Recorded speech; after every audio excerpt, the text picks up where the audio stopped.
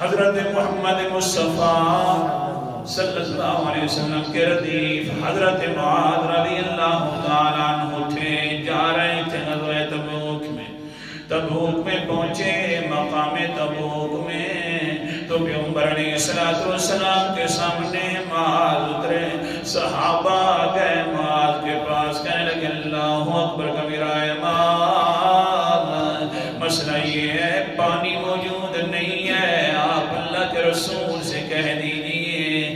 پہلے ہمارا حال یہ ہے کہ پاؤں کے اوپر جوتے نہیں تھے تو ہم نے اپنی پگڑیاں اتار کر ان کو لپیٹ دیا، پٹی بنا دی پاؤں پر اور پھر سفر کرنا شروع کر دیا ہے۔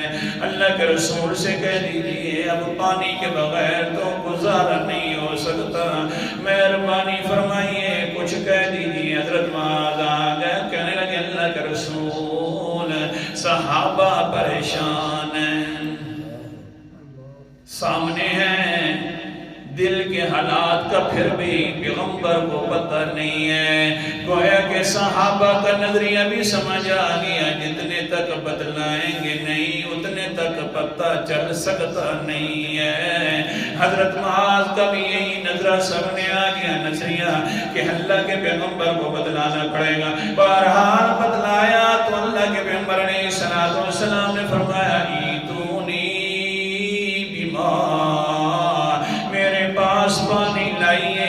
وہاں ایک چھوٹا سا چشمہ تھا، وہاں سے تھوڑا تھوڑا پانی نکل رہا تھا بلکہ رسی رہا تھا۔ صحابہ کرام اللہ اکبر کبیرہ شروع ہو گئے۔ فلما غرفوا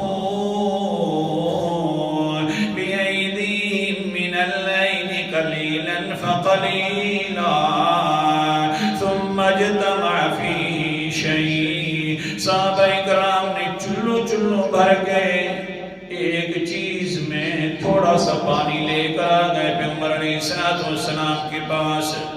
پورا وضو بھی نہیں ہو سکتا تھا اس پانی سے، اتنا سا پانی بالکل معمولی۔ اللہ اکبر کبیرہ۔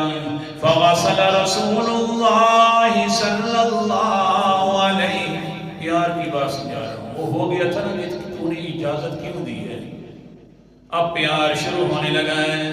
فغسل رسول اللہ صلی اللہ علیہ وسلم فیہا وجہہ ویدیہ، آپ علیہ السلام نے اپنا چہرہ انور دھویا اور اپنے ہاتھ کو بھی دھو لیا۔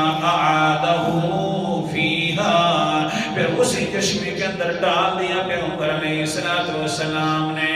صحابہ کہتے ہیں بس ڈر نہیں تھا، سبحان اللہ، فانجرت العین بماء کثیر، وہاں سے بہت بڑا چشمہ پھوٹ پڑا بہت زیادہ پانی لے کر۔